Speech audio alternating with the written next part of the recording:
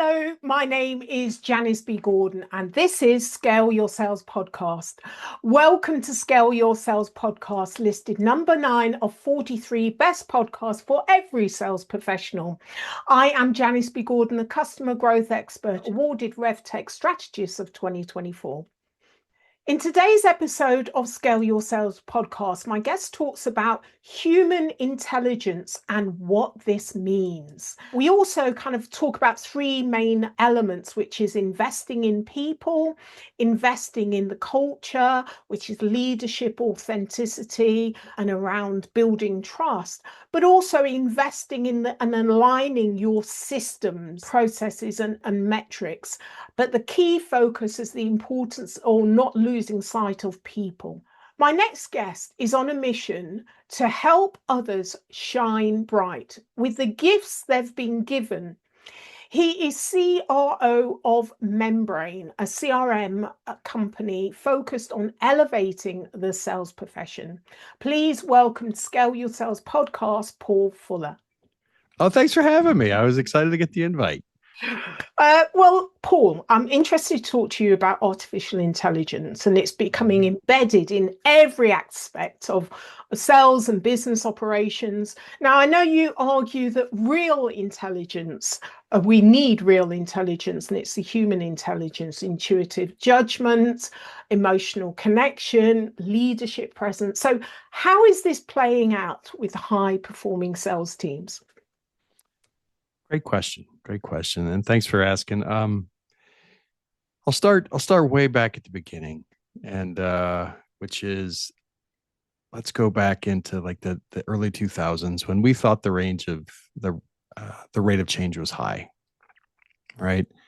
And it was the highest in our lifetime. In the 90s, we had the internet was coming out and massive rate of change. And 2000s, we started with social media and SaaS, and just again, huge rate of change, and it helped structure how we changed, how we did sales and how we really focused our sales teams. And then, we got into this period now that is, from the pandemic on, has been the fastest rate of change that we've ever seen. And artificial intelligence is just the next frontier of that, which is taking us to, rates that we've never seen before. The interesting thing I've found about that is that the core principles of, and I'll call them real intelligence, but in sales, but it's service, leadership, and wayfinding. When we start to dive into those and hold on to those, become more and more important in high rates of change. So I love all the stuff that artificial intelligence has given us the ability to do, and how it gets us this great amount of information, and how we can execute on it. But the faster we're changing, the stronger and more flexible our foundations need to be, right? Look at it. If you're getting hit with a big earthquake, you want a strong and flexible foundation. And that's what we're doing right now. So it becomes more and more and more important that we help drive that human element and help empower that person-to-person communication now more than ever. So how do you balance that within an organization, that the human element, human intelligence, is becoming more important as the more money is poured into AI and the kind of efficiencies you can get with that? How do you manage that in an organization to make sure that the human side is not lost? A great question. And I'm not sure I have all the answers on that, but I do have some thoughts. And the thoughts are this, right? As we have seen this massive amount of spending, and I'm in tech, and I love the tech that we produce, right? But we've seen a massive amount of spending in terms of AI and trying to get that into organizations. We've also seen a massive amount of uncertainty. It's the same type of thing that we watched when the internet came out, right? There was some that would just jump, and they wanted to completely dive in, and this was going to be the way forward, and some that just stood on the sidelines and were incredibly uncertain and would never adopt it. And there was also this big pause, right? There's people like, oh my gosh, what am I going to do? So we have those categories now. What I'm finding at being in tech is that you need to shrink your focus and understand exactly what you need to be doing. So how do we balance that? Number one, you need stable systems. Like that's the very first thing you need to understand for AI to be effective, is, in my opinion, is I need a stable process-based system that helps my reps. Number one. Number two, we need to focus on the core and define what that core is for your team to be successful in a human-to-human environment. So what is your strategy, and what is that core for the team to be successful there? And what skills do you actually need? Right? I define those. I have my subset for my team, but you need to define that for your team, and double down on the coaching, double down on driving the behaviors that you want to have, not just from a compliance, I comply with these behaviors, but from a core standpoint, right? It is time to get to work with people on their, on what makes them stable, and stop ignoring it, right? And the third is then, what is that rhythm by which you're going to take in new technology and take in the shifting stuff in your organization? So how are you going to actually implement this stuff without destroying what you have and without destroying the core? So rather than just saying, hey, here, use artificial intelligence to write all your proposals. Horrible idea. Horrible idea. Why is that a horrible idea? Because it will destroy a lot of the work that you've already done that has gotten you successful at this point.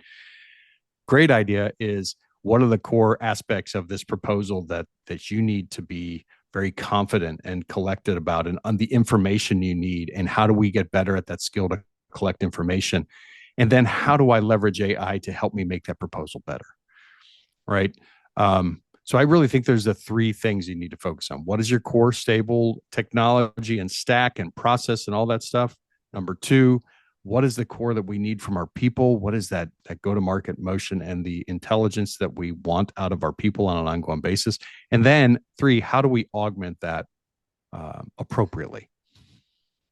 I think it's really interesting. I understand about the core in terms of your stack, and that Membrain, they provide a really good core. When you're talking about the core of your people, how do you know? How do you know that is your core?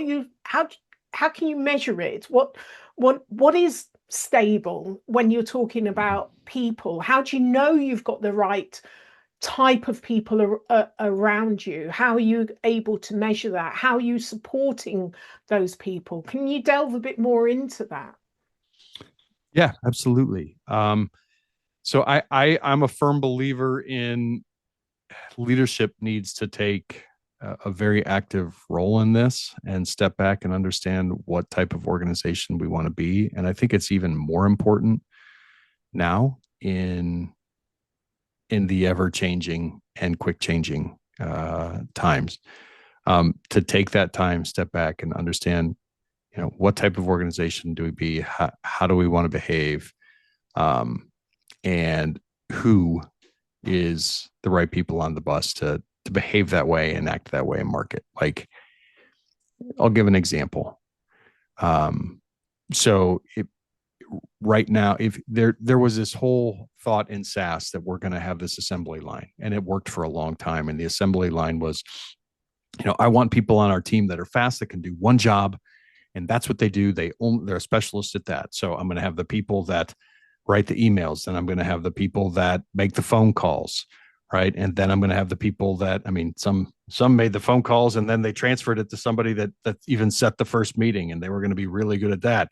And then they transferred it to a person that was going to, run the first meeting. And if they ran the first meeting, it got too big, it was good. So you had this very specialization element. And for some organizations, that's still great. That's still fine. And you'll just notice they decide to augment AI and put AI into pieces of that. For others, they're going to have to make a choice that we want to be a human to human organization, and we want a full cycle sales rep that is able to understand business processes and able to understand and has a high level of emotional intelligence and can talk with a CEO on down, right? So that's number one. Understand the type, look at your business motion, look at how you're most successful, and then also tie in what your values are and who you want to be, right? Then I'm a firm believer in the data on this, which is how do you test for that when you're bringing people on? That's one. And then your current team is how do you train and coach them to be great? Like we have a technology that helps you set that foundation with Membrain. So we actually have not just the CRM portion, but a big portion of what we do is called Elevate. It's a coaching and essentially a coaching plan platform that you can set this individually with people. You can understand where your gaps are in terms of both skill sets, mindsets, and tool sets, understand those gaps, and then coach people for effectiveness. But I think that's really, really critical is so understand the type of person, define that, the type of culture, define that, and then test for it. Don't just go based on feel, and then coach to that as well. So I think it's really important that all of those pieces are in play. Yeah, yeah, and I'm certainly with you in that kind of using a data informed approach to actually measure where people are at. But let's look at the leadership aspect. You've mentioned that having the right leaders in place, because often I find when I go into organizations that we're all got, as human beings, great intentions, whether you're a rep, whether you're a manager, whether you're a leader, and it's often at the higher levels where the biggest blocks are. So it means that your managers don't have the skills, and it's not considered to be important because they just need to make sure that the reps hit target, because they're under so much pressure from their stakeholders in order to perform. So in an ideal situation, we have the human intelligent motivation, but then the funders want the financial intelligence motivation to be primary. Yeah. So how do you balance that as a leader? That's such a good question. The only way I've found to balance, and I'm not sure I have the answer because here I'm going to say what I think you just said in a little different way. And so, especially when you have funders in an organization, you need to that are so you venture capital, equity, whatever that may be, that are pushing for a certain type of results, and that is the bottom. It's just the bottom line. Then you generally have, and a lot of the organizations I have, maybe their founder is still involved, and their CEO, their founder and leadership team are still involved. So they have this vision of the organization that they want to create, right? And then they have a team behind them. I will say this: if there is any disconnect between those three, you run a massive risk. And I've seen it in.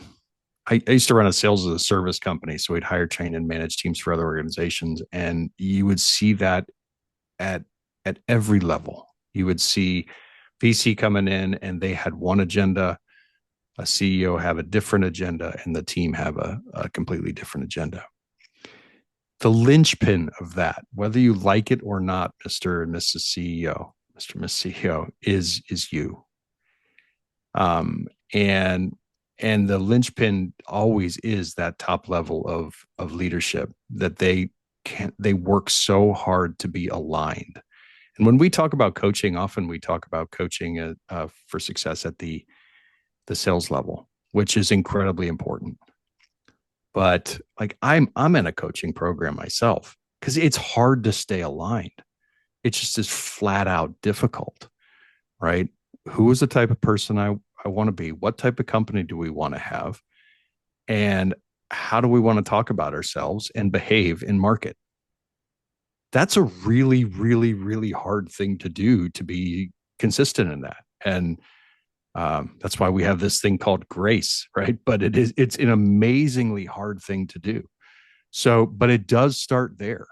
It's like you need to have a core, and leadership teams, if you're listening to this, that composes of, yes, your mission and vision, and take those seriously. They're not just things to be put on the wall.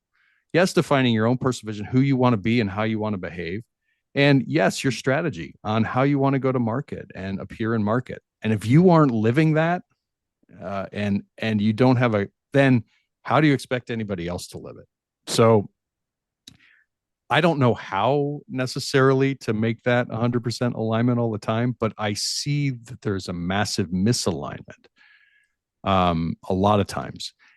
And just gaining agreement, just writing this stuff down and gaining agreement on that core. That's what I talk about, like real intelligence and real communication. If you can't have those discussions, you will be out of alignment all the way down your business development and to your customers.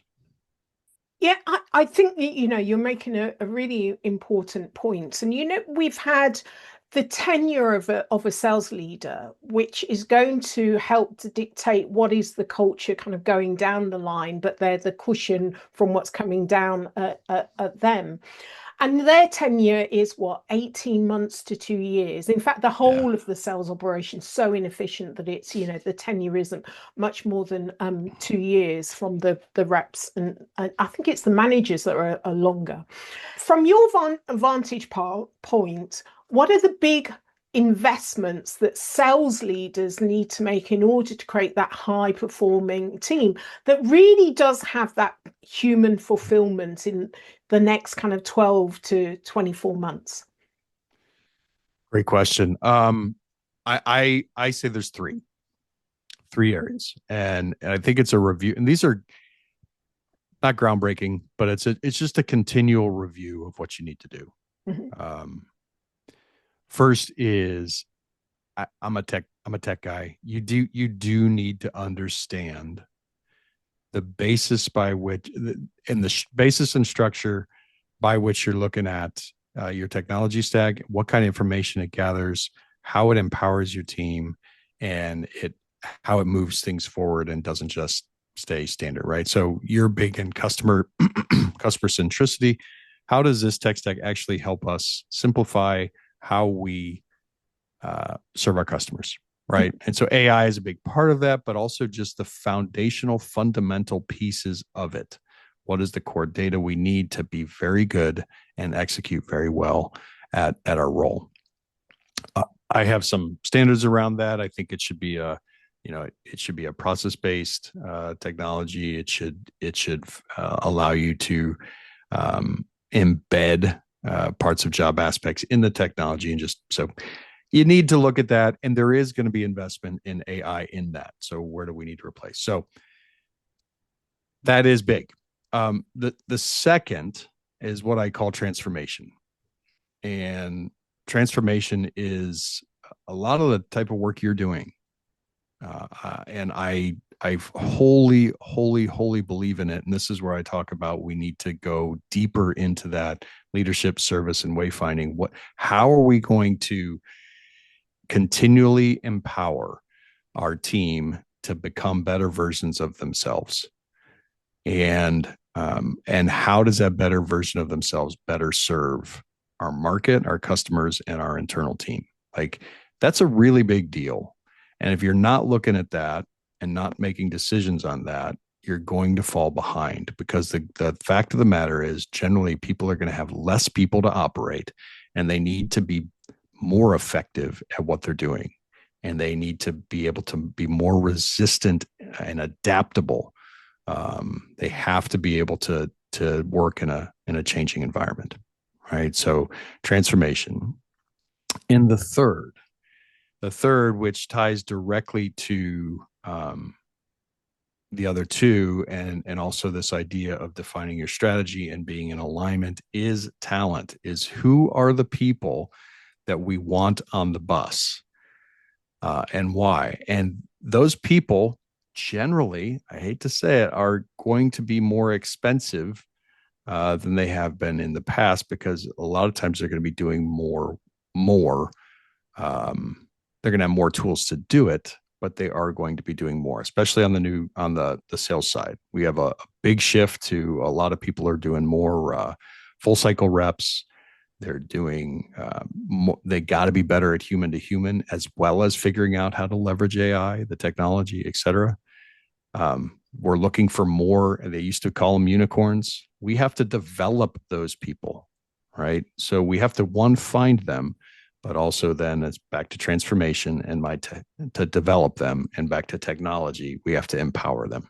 So those are the three areas that you're going to find um, massive amounts of investment needing to be made.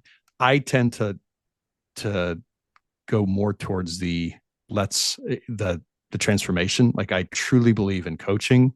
I truly believe in that's how we're going to get better together. Um, but I may be a bit old fashioned. So No, no, I don't think you are. You and me both. I think, we're traditional sales training, one size doesn't fits all. I've often find that in 2 years later, you're back doing the same thing again. It doesn't really change behavior. So I'm absolutely with you, Paul. I think it's so critically important in our industry. Um, so I'd like to just switch chat and focus on the sales, the CEOs, the leaders, and what advice would you give them for the roadmap into 2026? yeah, 2026. I would say there's right now. It's time to retrench. And when I say about retrench is make sure you are stable in as many things as you can be stable in.